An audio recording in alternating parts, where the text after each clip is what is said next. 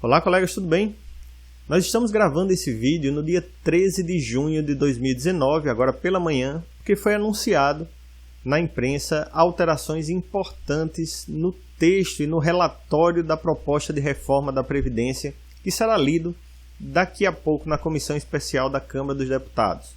São mudanças importantes e significativas. Se você quer saber quais foram essas mudanças, fique aí e assista esse vídeo até o final.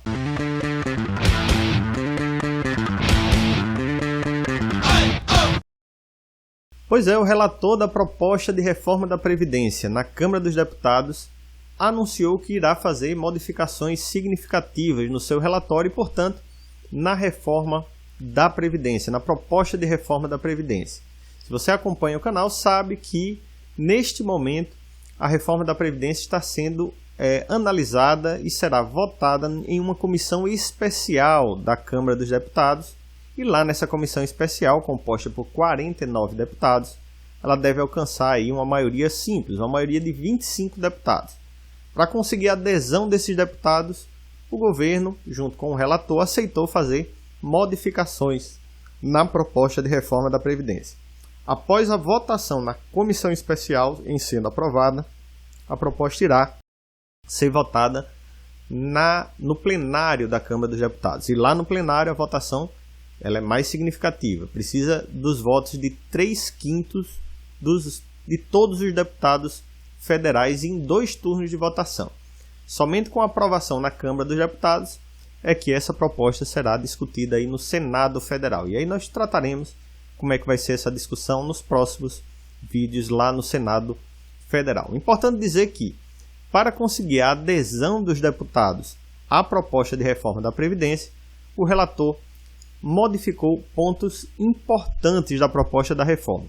O primeiro ponto, e talvez o mais polêmico, que vai sofrer modificação com a reforma, com a leitura do relatório, é em relação ao BPC, ao benefício de prestação continuada, que é pago aos idosos, né?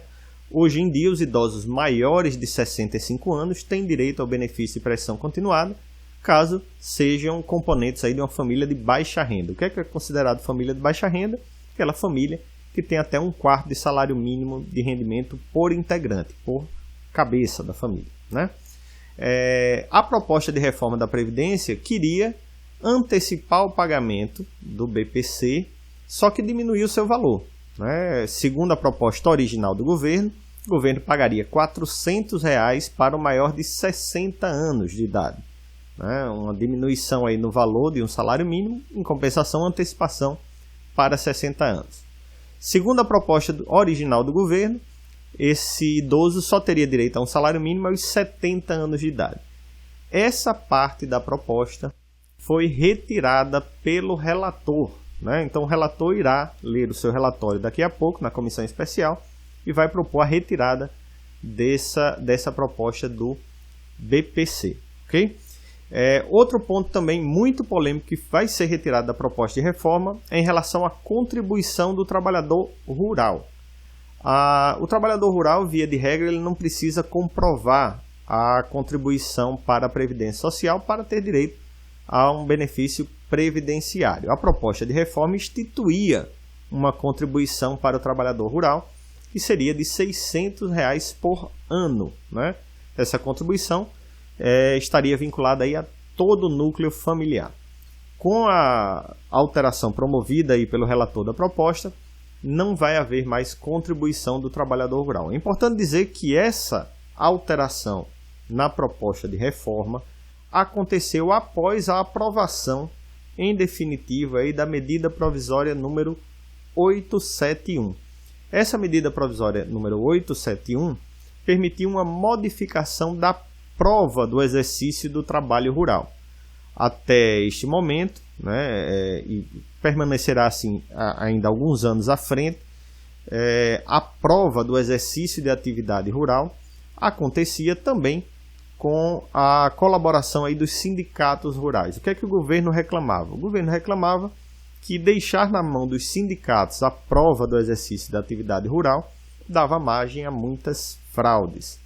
Como a medida provisória 871 foi aprovada e será convertida em lei, essa prova não será feita mais através dos sindicatos rurais, e sim através de um órgão governamental, através de um cadastro nacional que irá, então, cuidar desses trabalhadores rurais.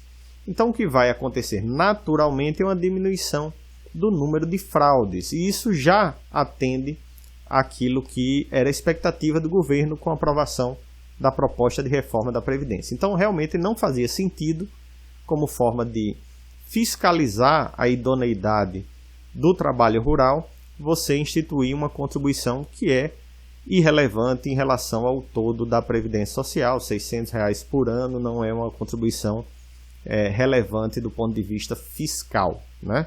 Então, um acerto com o governo, uma vez aprovada a medida provisória 871, realmente não tinha razão de ser manter a alteração promovida pela proposta da reforma da Previdência. Outra alteração muito importante e muito significativa, que era algo que o governo queria muito, era a implantação do regime de capitalização. A capitalização sai da proposta de reforma da Previdência, muito porque na proposta não se ficou claro qual seria o modelo de capitalização.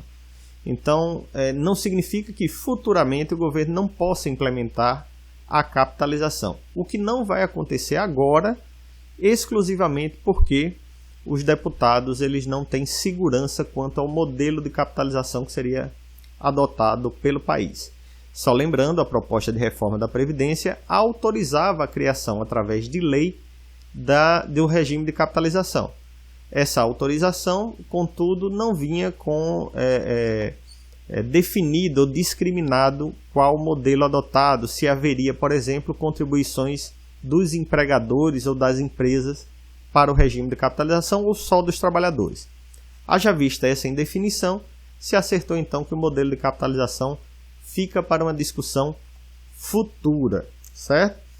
Outro ponto também que sairá do relatório da proposta de reforma da Previdência é em relação à desconstitucionalização, ou seja, aquelas regras que permitiam que, através de lei complementar, fossem definidos requisitos ou critérios para a concessão dos benefícios previdenciários. Essa desconstitucionalização era uma briga muito grande aí dos sindicatos, de algumas categorias de trabalhadores, que diziam que ficar na dependência de uma lei complementar e não sob a proteção da Constituição poderia trazer algum tipo de insegurança jurídica. Então, no relatório que vai ser lido daqui a pouco, essa parte também sai da proposta de reforma. E, por fim, a última alteração na proposta de reforma da Previdência é uma alteração, aí sim, tipicamente política. O relatório que vem alterar aí a proposta de reforma, ele vai retirar a obrigatoriedade de estados e municípios de participarem da reforma, claramente para atender aos interesses de deputados do Nordeste e deputados de alguns estados que não concordavam com essa imediatividade, ou seja, com essa obrigatoriedade de estados e municípios seguirem aquilo que determinava a reforma da Previdência. Eu digo que isso tem um conteúdo tipicamente político porque é fato que os estados têm dificuldades com a previdência social, com a previdência dos seus servidores. Para quem não viu o vídeo anterior, no nosso vídeo anterior a gente debateu justamente isso. Aprovar a reforma da Previdência com estados e municípios seria muito importante para os estados e municípios, porque evitaria um atraso nessa reforma, evitaria que dentro lá da Assembleia Legislativa os manifestantes, os servidores, aquelas categorias mais organizadas, impedissem uma reforma que fosse ampla, uma reforma que fosse realmente trazer alguma diferença para as contas públicas. Então, segundo o relatório, segundo o relator, estados e municípios não serão mais obrigados a aderir à proposta de reforma da Previdência. No meu entender, isso foi uma manobra do relator para que no futuro os deputados, obviamente, com a pressão dos governadores, tomem uma postura diferente e peçam no plenário a reinserção de estados e municípios na proposta. Com isso, você ganha adesão à ideia da proposta de reforma da Previdência e acaba um pouco com o discurso da oposição. Portanto, houve uma desnaturação bastante significativa aí da proposta de reforma da Previdência. Segundo o relator, se mantém a economia de R$1 trilhão, né? Mas ganha-se com isso a descaracterização da proposta de reforma da Previdência ser uma proposta do governo Bolsonaro. Agora sim nós podemos dizer que temos uma proposta feita aí tanto pelo governo Bolsonaro como pelos deputados. E a oposição pode sim se vangloriar de ter conseguido vitórias importantes dentro da proposta de reforma. Ok? Espero que tenha gostado do vídeo de hoje. É importante para a gente que você faça a sua inscrição no canal, faça aí sua avaliação nos nossos vídeos e compartilhe também com os amigos. Muito obrigado a todos e até a próxima.